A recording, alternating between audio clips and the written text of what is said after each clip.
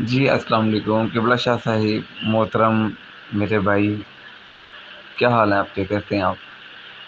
اچھا شاہ صاحب، میں کافی دن سے نا آپ کی گروپ میں ڈسکشن دیکھ رہا تھا لیکن میں سن نہیں پایا، تھوڑا سا ذاتی مصروفیات تھے، کچھ جاب کے پرابلم تھے تو وہاں مصروف تھا۔ تو میں نے راجا صاحب کی بھی انٹری دیکھی، تو میں جسٹ اس حوالے سے پوچھنا چاہ رہا ہوں کہ راجا صاحب کی انٹری دوبارہ سے ہم لوگوں کے ساتھ ہونی کی کیا معاملات ہیں، ذرا اس بارے میں آپ آگاہی دے سکتے ہیں؟ وعلیکم السلام ورحمۃ اللہ وبرکاتہ۔ سید علی عمران بھائی، اللہ کا کرم ہے، آپ دوستوں کی دعائیں ہیں، میں ٹھیک ٹھاک ہوں اور آپ کے لیے دعا گو ہوں۔ اللہ آپ کو خوش و خرم رکھے۔ معاملہ کچھ یوں ہے کہ جس وقت کیش ورتھ بنائی جا رہی تھی تب تک تو مجھے اعتراض نہیں تھا، کیونکہ ہم نے تو خود سیف الرحمان سے کہا تھا کہ آپ متاثرین کو پیسے اسی طرح دے سکتے ہیں کہ آپ دوسری کمپنی بنا لیں، آپ پیچھے رہ جائیں، بے شک کسی کو فرنٹ مین بنا دیں اور اس کمپنی کے تھرو آپ لوگوں کو پیسے دینا شروع کر دیں، کیونکہ گھر بلا کر کیش تو آپ دے نہیں سکتے نا۔ تو اس کو یہ تجویز پسند آئی تھی، اس نے کہا اس پر پھر ہم کوشش کرتے ہیں۔ بعد میں جب کیش ورتھ ان لوگوں نے بنا لی اور پھر اس میں یہ ڈیمانڈ رکھی کہ بی فار یو کی انویسٹمنٹ کا 25% اس کیش ورتھ کمپنی میں پہلے انویسٹ کریں، تب آپ کو بقایا ساری رقم جو ہے وہ قسطوں میں واپس ملے گی، سال 2 سال یا 3 سال کے عرصے میں۔ تو فوری طور پر مجھے اعتراض ہوا، کیونکہ میں نے تو ان کو یہ ڈیمانڈ کی ہی نہیں تھی۔ میں نے تو کہا تھا کہ کمپنی بنائیں اور لوگوں کو اکوموڈیٹ کریں ٹریڈنگ کر کے، لیکن بغیر پیسوں کی ڈیمانڈ کے۔ تو انہوں نے کمپنی تو بنا لی لیکن ڈیمانڈ بھی ساتھ کر دی، تو بس میرا اختلاف ہو گیا شدید۔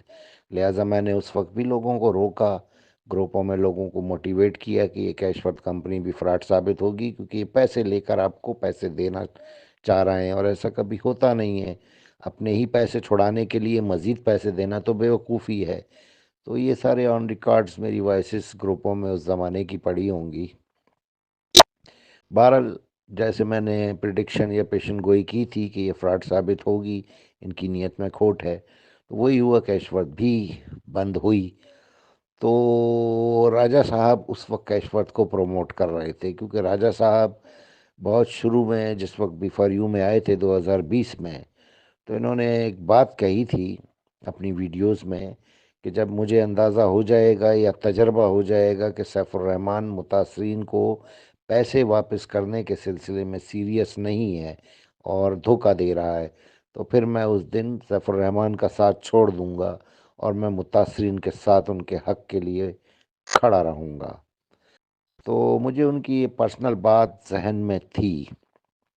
اب جب کیش ورتھ بنی تو راجہ صاحب نے ہی سب سے زیادہ کیش ورتھ کو پروموٹ کیا، تو میرا اختلاف فطری تھا، سیف الرحمان سے تھا تو پھر راجہ صاحب سے بھی اسی بات پر ہوا، اور میں نے ان دونوں حضرات کی شدید مخالفت کی، بلکہ لوگوں کو بھی سمجھایا کہ کیش ورتھ میں نہ جائیں۔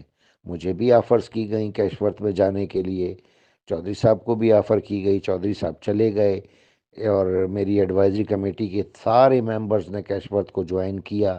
اس وقت میں اکیلا پڑ گیا تھا، لیکن میں نے پھر بھی ہمت نہیں ہاری، میں نے کیش ورتھ جوائن نہیں کی اور میں کیش ورتھ کی مخالفت ہی کرتا رہا، کیونکہ مجھے اتنا تو اندازہ تھا، آپ کو پتہ ہے میں بھی سید ہوں، سیدوں پر چھٹی حس کچھ زیادہ ہی تیز ہوتی ہے، تو مجھے یہ اندازہ تھا کہ یہ فراڈ ہوگا، تو وہ فراڈ ہوا۔ لیکن راجہ صاحب کو شاید اس وقت اندازہ نہیں تھا، وہ سیف الرحمان پہ بھرپور ٹرسٹ کر رہے تھے۔ اب جب سیف الرحمان کیش ورتھ کو بند کرنے لگا رقم بٹورنے کے بعد، تب راجہ صاحب کو ویسا ہی اختلاف پیدا ہوا سیف الرحمان سے جیسا کہ مجھے تھا۔ ان دونوں کے درمیان ٹھن گئی۔ راجہ صاحب چاہتے تھے کہ کیش ورتھ چلے اور اس کے ذریعے اکوموڈیٹ کیا جائے، گو کے 25% بھی لیے ہوئے ہیں لوگوں سے مزید۔ سیف الرحمان یہ بات نہیں مان رہا تھا، وہ بس چاہتا تھا کہ اب کیش ورتھ کو کلوز کر دیا جائے، کیونکہ اس کے پاس ایک ایڈوانٹیج تھی، کیونکہ وہ فرنٹ مین تھا ہی نہیں۔ فرنٹ مین تو اس نے راجہ صاحب اور ملک نوید کو بنایا ہوا تھا، تو وہ اس ایڈوانٹیج سے فائدہ اٹھا رہا تھا۔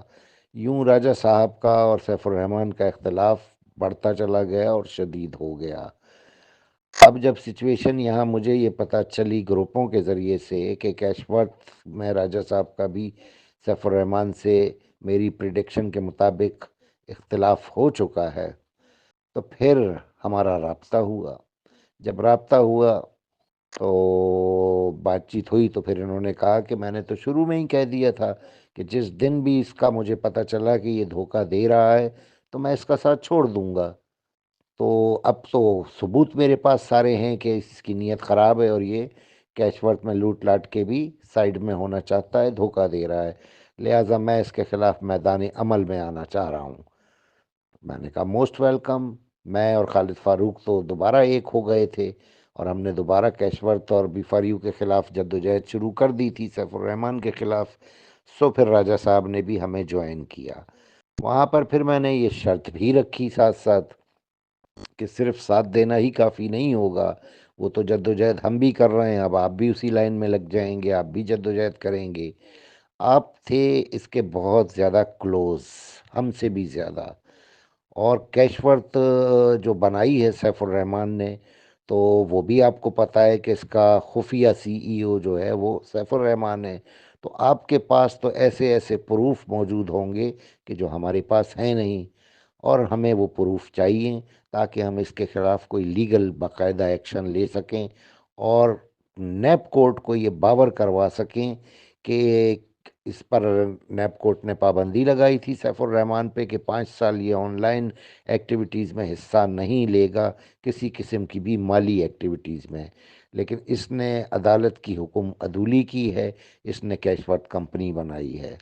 تو راجہ صاحب کو یہ آئیڈیا پسند آیا، اور انہوں نے کہا کہ ٹھیک ہے، میں سارے پروف حوالے کر دیتا ہوں۔ یوں پھر ہمارا یہ ایفیلیشن قائم ہوا، راجہ صاحب کے ساتھ دوبارہ الحاق ہو گیا، اور آج کل وہ ہمارے ساتھ ایک پیج پر ہیں۔ بہت سارے پروف انہوں نے حوالے کر دیے ہیں، کچھ پروف ہم نے اداروں کو دے دیے ہیں، کچھ وقت کے ساتھ ساتھ دینے ہیں۔